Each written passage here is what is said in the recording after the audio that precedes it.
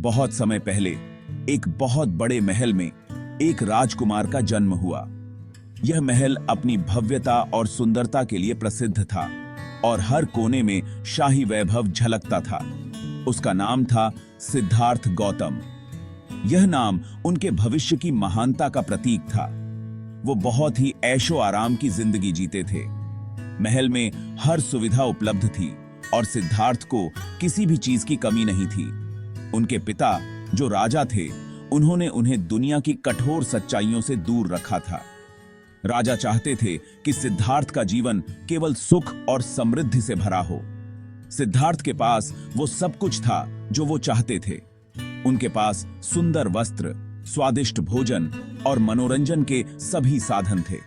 फिर भी उन्हें लगता था कि कुछ कमी है। उनके मन में हमेशा एक अजीब सी बेचैनी रहती थी।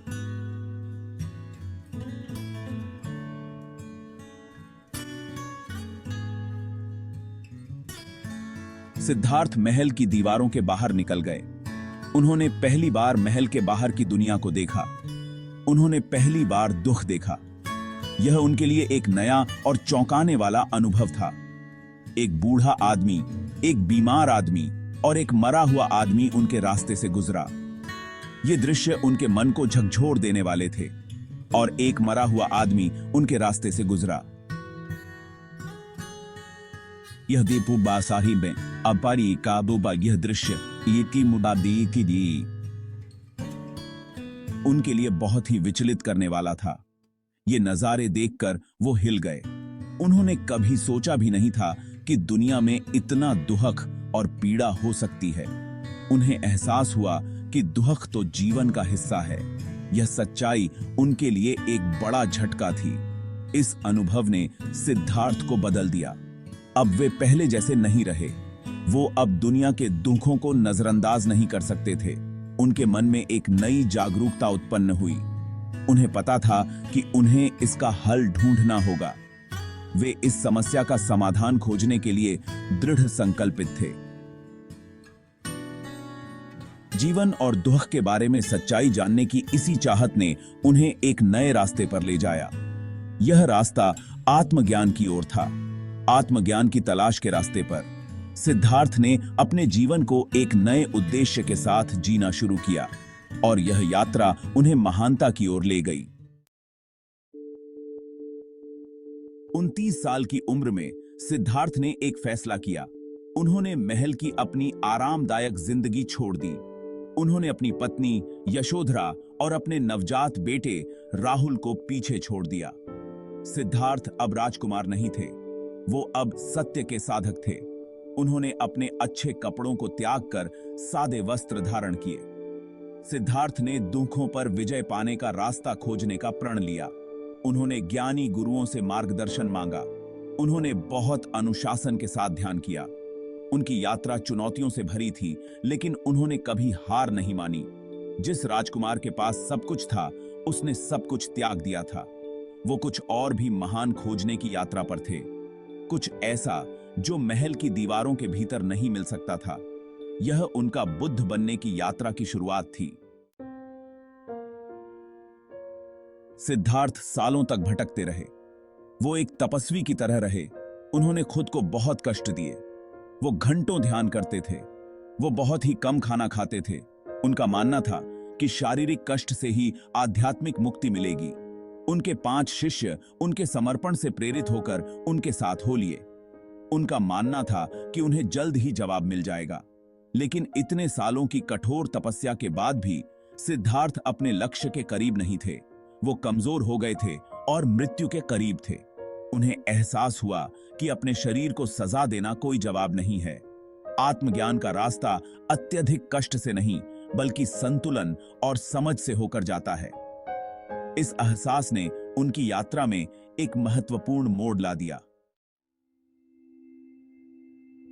सिद्धार्थ ने अपना तरीका बदलने का फैसला किया। उन्होंने महसूस किया कि आत्मत्याग और कठोर तपस्या से उन्हें वह ज्ञान नहीं मिल रहा था जिसकी उन्हें तलाश थी। उन्होंने एक गांव की लड़की से भिक्षा स्वीकार की और अपने शरीर को पोषण दिया। यह उनके लिए एक महत्वपूर्ण मोड़ था। क्योंकि उन्होंने संतुलन और मध्यम मार्ग की आवश्यकता को समझा। उनके शिष्य यह देखकर निराश हुए और उनका साथ छोड़ दिया। वे सोचते थे कि सिद्धार्थ ने अपने आदर्शों को त्याग दिया है, लेकिन सिद्धार्थ को पता था कि वो सही रास्ते पर हैं। उन्होंने अपने भीतर की शांति और संतुलन को महसूस किया। वो एक पीपल के पेड़ के नीचे बैठ गए, जिसे अब बोधि वृक्ष के नाम से जाना जाता है, और उन्होंने वहां ध्यान करने का निश्चय किया। और उन्होंने प्रण लिया कि जब तक उन्हें ज्ञान प्राप्त नहीं हो जाता, वो ध्यान करते रहेंगे। यह एक दृढ़ संकल्प था जो उनके आत्मविश्वास को दर्शाता था। वो रात भर ध्यान करते रहे, अपने डर और इच्छाओं का सामना करते रहे। यह एक कठिन परीक्षा थी, लेकिन उन्होंने हार नहीं मानी। जैसे ही भोर का तारा उदित हुआ, सिद्धार्थ पूर्ण जागृति की अवस्था में पहुंच गए। उन्होंने अपने भीतर की गहराइयों में जाकर सत्य को पाया। उन्हें वो जवाब मिल गए थे जिनकी उन्हें तलाश थी। उनके मन में शांति और स्पष्टता आ गई थी। वो बुद्ध बन गए, जागृत व्यक्ति। उनका चेहरा एक दिव्य चमक से भर गया था। उन्होंने दुख के स्वरूप और उससे मुक्ति का मार्ग समझ लिया था। अब उनका उद्देश्य था इस ज्ञान को दुनिया के साथ साझा करना, ताकि सभी प्राणियों को मुक्ति का मार्ग मिल सके। बुद्ध अपना यह नया ज्ञान अपने पास रख सकते थे, लेकिन उन्होंने ऐसा नहीं किया। लेकिन करुणा ने उन्हें अपनी सीख दूसरों को बांटने के लिए प्रेरित किया। उनकी करुणा और दया ने उन्हें प्रेरित किया कि वे इस ज्ञान को सभी के साथ साझा करें। वो दूसरों को आत्मज्ञान का रास्ता सिखाने के लिए निकल पड़े। उन्होंने अपने ज्ञान को फैलाने के लिए लंबी यात्राएं की। उन्होंने अपना पहला उपदेश सारनाथ के पास एक हिरण उद्यान में अपने ही 5 पूर्व शिष्यों को दिया था। यह उपदेश उनके लिए एक महत्वपूर्ण क्षण था। उन्होंने 4 आर्य सत्यों के बारे में बताया। ये सत्य जीवन के मूलभूत सिद्धांत हैं। पहला सत्य यह है कि जीवन दुखों से भरा है। जीवन में हर व्यक्ति को किसी न किसी रूप में दुख का सामना करना पड़ता है। दूसरा यह है कि दुख मोह और तृष्णा से उत्पन्न होता है। हमारी इच्छाएं और लालसाएं ही हमारे दुखों का कारण बनती हैं।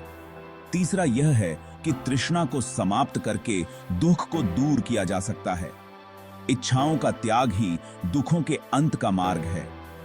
अंत में चौथा सत्य यह है कि दुख को समाप्त करने का एक मार्ग है, अष्टांगिक मार्ग। यह मार्ग सही दृष्टिकोण, सही संकल्प, सही वाणी, सही कर्म, सही आजीविका, सही प्रयास, सही स्मृति और सही ध्यान पर आधारित है। यह उपदेश बौद्ध धर्म की शुरुआत थी। इस उपदेश ने एक नए धर्म की नींव रखी। यह धम्मचक्र प्रवर्तन था, जिसने दुनिया भर में ज्ञान और करुणा की परंपरा को गति दी। इसने अनगिनत लोगों को जीवन का सही मार्ग दिखाया।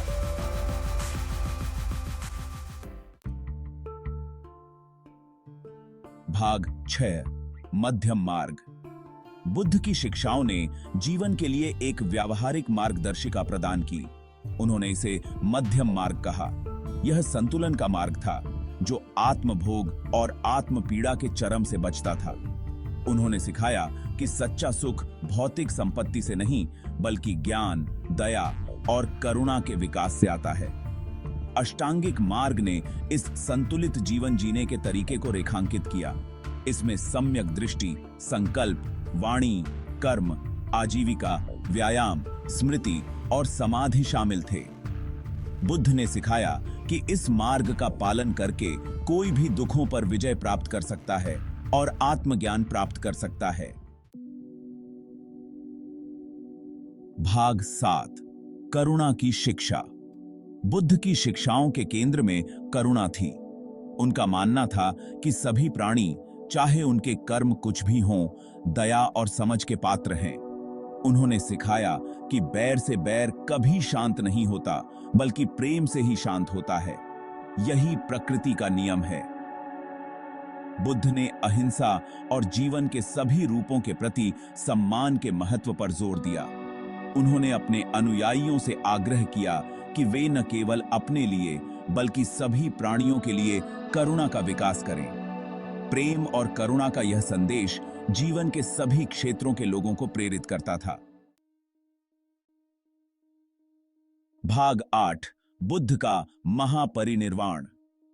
बुद्ध ने 45 साल यात्रा और शिक्षा देते हुए बिताए। उन्होंने अपना ज्ञान हर उस व्यक्ति के साथ साझा किया जो सुनना चाहता था। राजा, रानी, किसान और दलित सभी उनका संदेश सुनने आते थे। उन्होंने भिक्षुओं और भिक्षुणियों का एक समुदाय बनाया जिन्होंने उनकी शिक्षाओं को फैलाने में मदद की। 80 वर्ष की आयु में बुद्ध की सांसारिक यात्रा समाप्त हो गई। उनका अपने शिष्यों से घिरे पेड़ों के एक उपवन में शांतिपूर्वक निधन हो गया।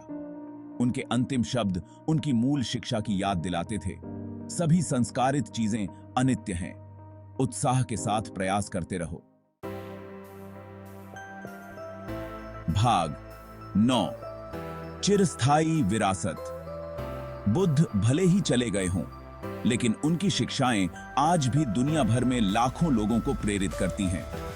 करुणा, ज्ञान और आत्मज्ञान की संभावना का उनका संदेश आज भी उतना ही प्रासंगिक है जितना कि 2500 साल पहले था। बुद्ध का जीवन इस बात की याद दिलाता है कि सच्चा सुख बाहरी परिस्थितियों से नहीं बल्कि भीतर से आता है। यह परिवर्तन की कहानी है। ज्ञान और करुणा के माध्यम से दुखों पर विजय पाने की कहानी है। उनकी विरासत उन सभी लोगों को आशा और मार्गदर्शन प्रदान करती रहती है जो अधिक सार्थक और पूर्ण जीवन की राह खोज रहे हैं। सिद्धार्थ से बुद्ध।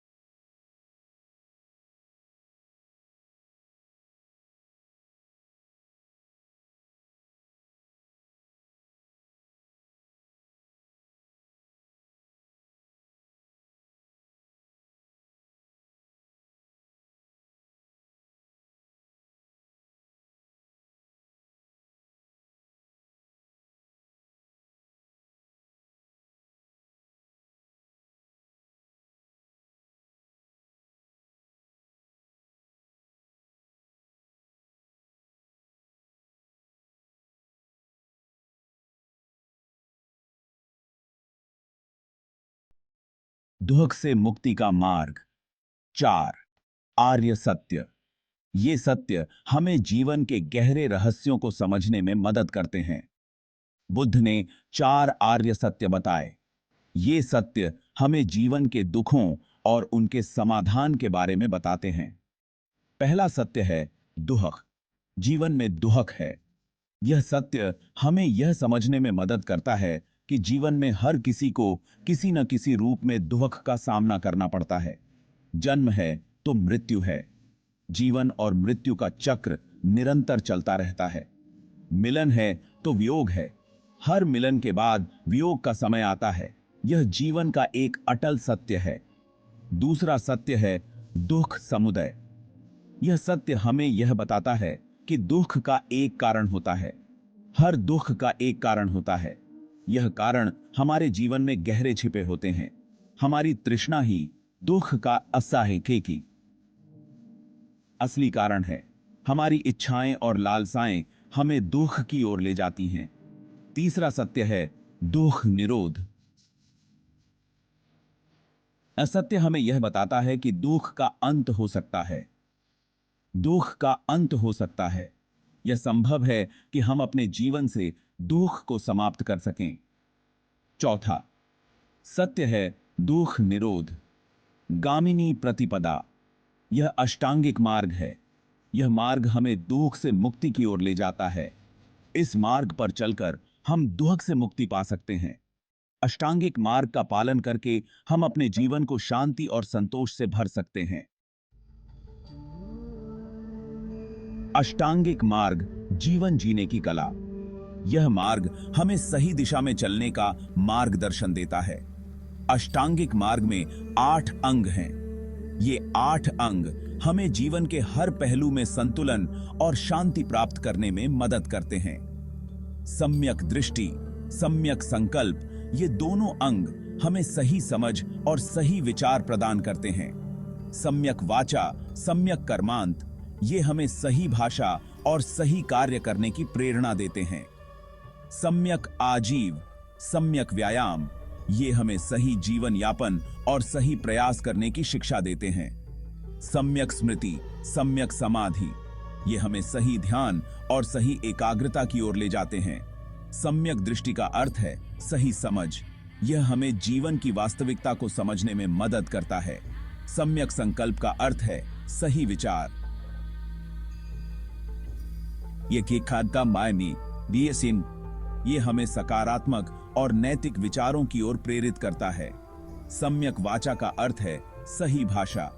यह हमें सत्य और करुणा से भरी भाषा का उपयोग करने की शिक्षा देता है। सम्यक कर्मांत का अर्थ है सही कार्य। यह हमें नैतिक और लाभकारी कार्य करने की प्रेरणा देता है। सम्यक आजीव का अर्थ है सही जीवन यापन। यह हमें ईमानदारी और नैतिकता के साथ जीवन यापन करने की शिक्षा देता है। सम्यक व्यायाम का अर्थ है सही प्रयास। यह हमें निरंतर और सही दिशा में प्रयास करने की प्रेरणा देता है। सम्यक स्मृति का अर्थ है सही ध्यान। यह हमें वर्तमान क्षण में जीने और ध्यान केंद्रित करने की शिक्षा देता है। सम्यक समाधि का अर्थ है सही एकाग्रता। यह हमें मानसिक शांति और स्थिरता प्राप्त करने में मदद करता है। अष्टांगिक मार्ग का पालन करके हम जीवन में सच्ची शांति और संतोष प्राप्त कर सकते हैं। प्रेम और करुणा बुद्ध के हृदय की भाषा। बुद्ध ने प्रेम और करुणा पर बहुत जोर दिया। हमें सबके प्रति दया भाव रखना चाहिए। क्रोध और हिंसा का त्याग करना चाहिए। प्रेम और करुणा ही सच्ची पूजा है। इन्हीं से मन को शांति मिलती है। बुद्ध ने कहा, सब प्राणियों के प्रति मैत्री भाव रखो। यह भावना हमें एक अच्छा इंसान बनाती है और समाज को एक साथ जोड़ती है। 5. कर्म का सिद्धांत। हर कृत्य का फल। बुद्ध ने कर्म के सिद्धांत पर प्रकाश डाला। हर कर्म का फल मिलता है। अच्छे कर्म का अच्छा फल और बुरे कर्म का बुरा फल। हमारे कर्म ही हमारे भाग्य का निर्माण करते हैं। इसलिए हमें हमेशा अच्छे कर्म करने चाहिए, बुरे कर्मों से बचना चाहिए। कर्म का सिद्धांत हमें नैतिकता का पाठ पढ़ाता है, हमें अपनी जिम्मेदारी का एहसास कराता है।